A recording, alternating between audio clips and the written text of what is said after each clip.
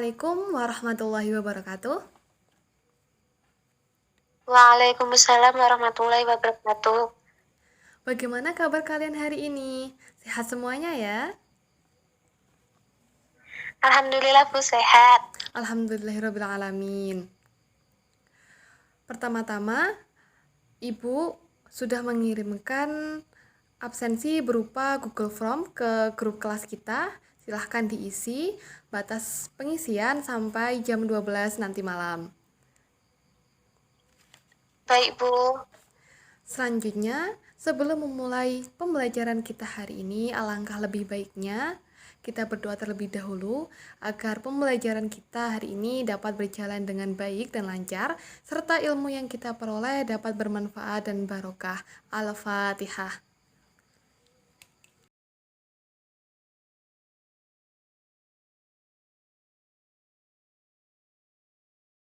Amin, amin ya robbal alamin.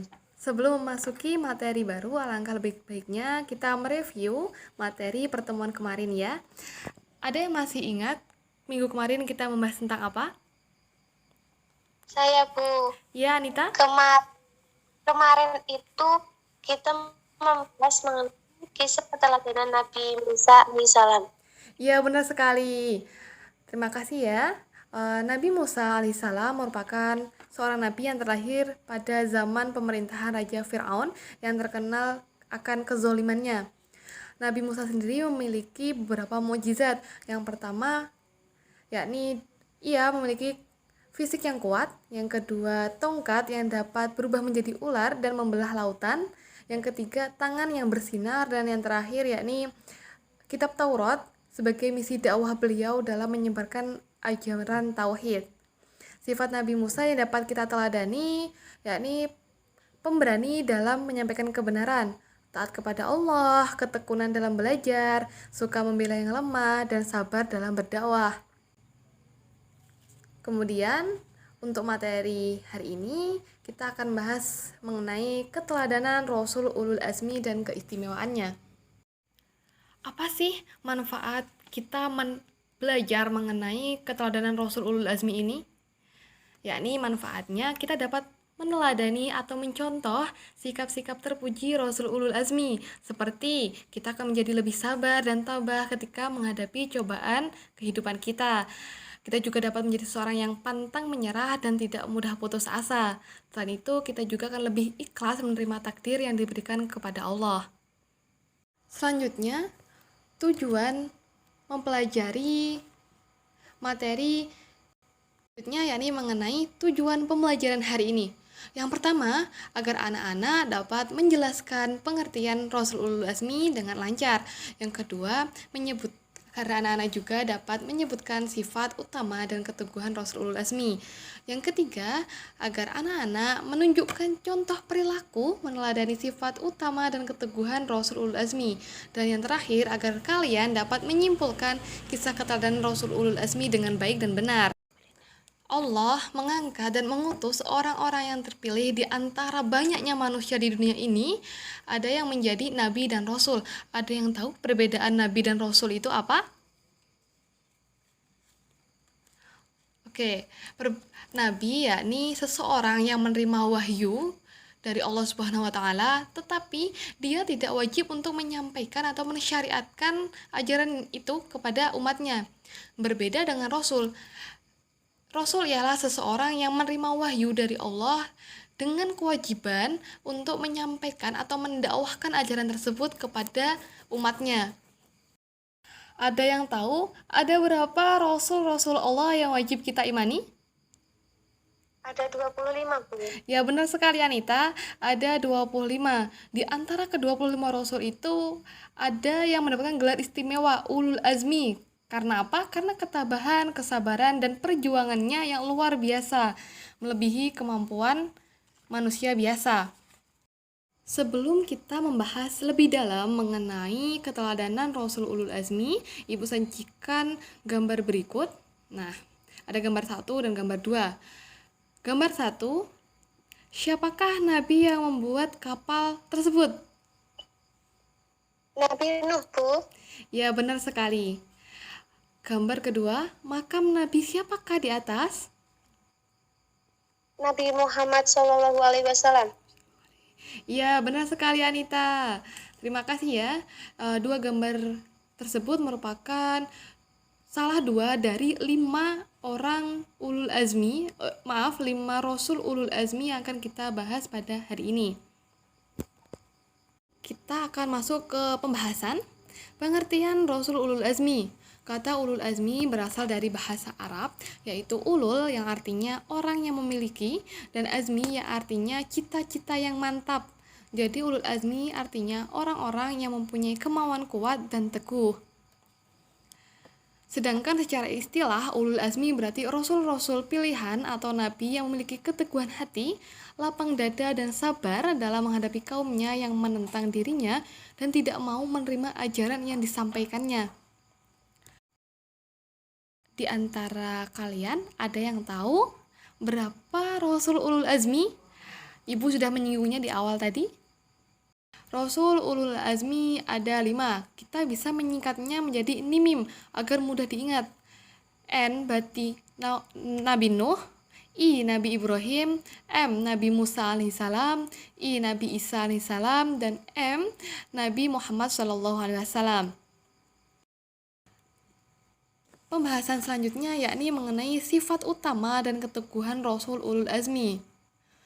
Rasul-rasul yang termasuk dalam kelompok Ulul Azmi adalah orang yang memiliki ketabahan atau kesabaran yang luar biasa dan mempunyai ketetapan atau keteguhan hati sekalipun dalam perjuangannya mendapati berbagai halang rintangan. Sehingga kesabaran mereka dipuji oleh Allah sebagaimana dalam Quran surat Al-Ahqaf ayat 35 yang berbunyi, Bismillahirrahmanirrahim. Fasyabir kama sabara ulul azmi minar rusuli wala tasta'jil lahum ka'annahum yawma yarawna ma yu'aduna lam yalbathu illa sa'atan min nahar balagh fahal yuhlaku illa al-qaumul fasiqun. Yang artinya, maka bersabarlah kamu seperti orang-orang yang mempunyai keteguhan hati dari Rasul-Rasul telah bersabar. Dan janganlah kamu meminta disegerakan azab bagi mereka. Pada hari mereka melihat azab yang diancamkan kepada mereka, merasa seolah-olah tidak tinggal di dunia, melainkan sesaat pada siang hari. Inilah suatu pelajaran yang cukup, maka tidak dibinasakan melainkan kaum yang fasik. Ayat ini menunjukkan bahwa Rasul Ulul Azmi hidup dalam perjuangan yang lebih berat, namun mereka tetap teguh, sabar, dan tawakal dalam menyampaikan ajaran dan dakwahnya kepada umat manusia. Di antara tantangan dakwah para Rasul Ulul Azmi antara lain, yang pertama yakni kisah Nabi Nuh. Nabi Nuh berdakwah selama kurang lebih 950 tahun, tetapi jumlah yang beriman hanya 80 orang. Jumlah yang sangat tidak seimbang ya dengan lamanya berdakwah. Nabi Nuh dan kesabaran ketabahannya tetap terus menyeru kaumnya agar hanya menyembah kepada Allah sampai akhirnya azab didatangkan oleh Allah berupa banjir besar dan menenggelamkan semua orang yang tidak beriman, termasuk istri dan anaknya sendiri. Ada yang ingat siapa nama anak dari Nabi Nuh?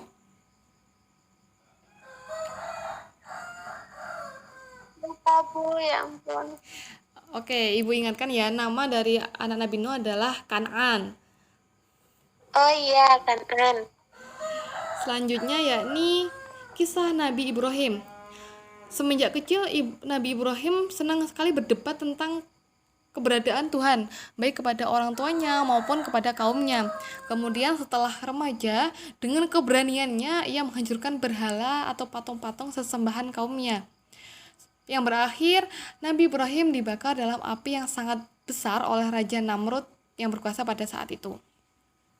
Kisah ketiga yakni mengenai Nabi Musa alaihissalam. Kesabaran dan ketabahan Nabi Musa ini adalah karena pada zaman itu beliau harus berhadapan dengan seorang raja yang sangat kejam, zalim dan bengis. Lebih dari itu, ia menganggap dirinya sebagai Tuhan yang wajib disembah. Jika seseorang ataupun rakyatnya tidak enggan ataupun tidak mau menyembahnya, ia akan mati. Orang semacam inilah yang dihadapi oleh Nabi Musa. Namun dengan tongkatnya yang diberikan oleh Allah sebagai mukjizat beliau, maka akhirnya raja tersebut atau kita kenal dengan Fir'aun harus tenggelam bersama tentaranya di Laut Merah. Yakni mengenai Nabi Isa. Tantangan yang dihadapi Nabi Isa dalam menyampaikan dakwahnya adalah para pendeta Yahudi.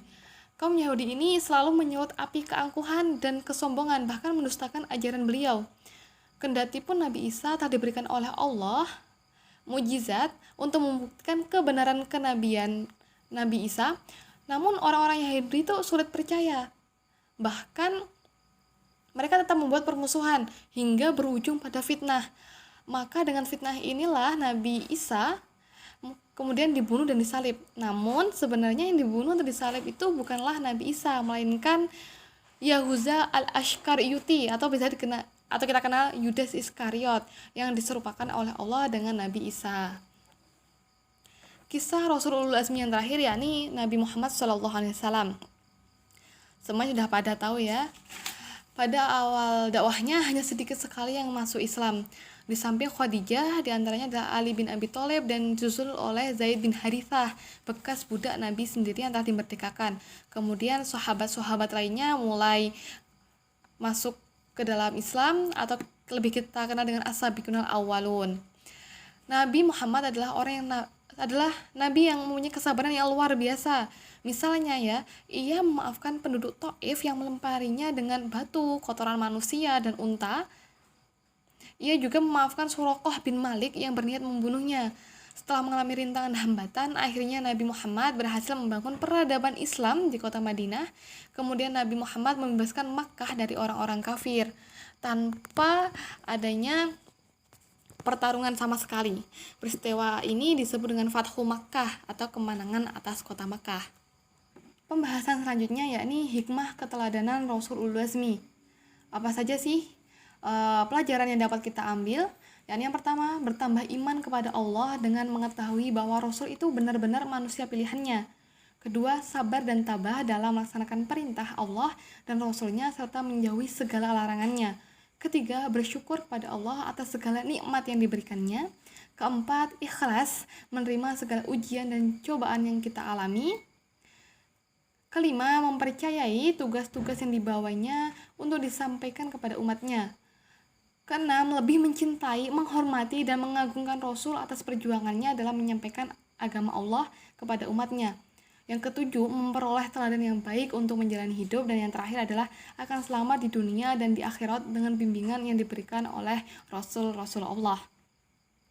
Jadi, kita tahu sifat-sifat utama yang dapat kita teladani dari Rasul Ulul Azmi adalah yang pertama, sabar. Kita harus selalu bersabar atas apa yang menimpa kita. Kemudian kedua, ikhlas. Yang ketiga, ikhtiar. Yang keempat, tawakal. Dan yang kelima adalah teguh pendirian.